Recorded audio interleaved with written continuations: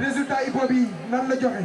Ok, avant toute chose, il faut nous remercier encore une fois Prince Art, Tango, mais toute l'équipe, ñoom Kals, pour liggéey bi ñu liggéey pour maanaam permettre xale yi ñi nga xamante ne dañuy rap di hip hop.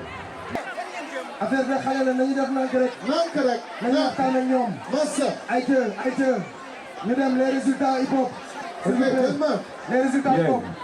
Très rapidement, s'il vous plaît, ndànk rek ngir yàlla ak Yonent bi bu fi kenn gaañu. Doucement. Les résultats hip hop, s'il vous plaît. Oui. Bon, rapidement, on va donc remercier encore une fois l'organisation et tous les organisateurs et surtout féliciter ñi nga xamante ne xale yu jigéen yi bëri nañu tey ci hip hop bi ci ren maanaam ci participation bi. Après délibération et après concertation au début. Également, nous remercions rappeurs et nous disons cette musique. Absolument, wow. Ils nous ont beaucoup aidé à nous donner leurs instruments. Absolument. Merci beaucoup que jouer le jeu.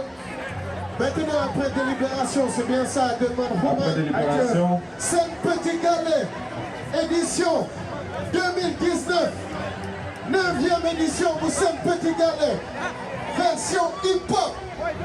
Qui gagnait? Qui gagnait? Malik Sylla pour Mboro ak Aruna Ndoye pour Rufisque. waa VAR tànn nañ ki nga xamante ne mooy ki gagné version hip-hop Sen Petit Gallé 2019 9e édition mooy Malik Sylla bu Mboro.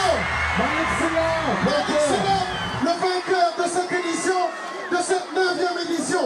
Yes, Malik Sylla.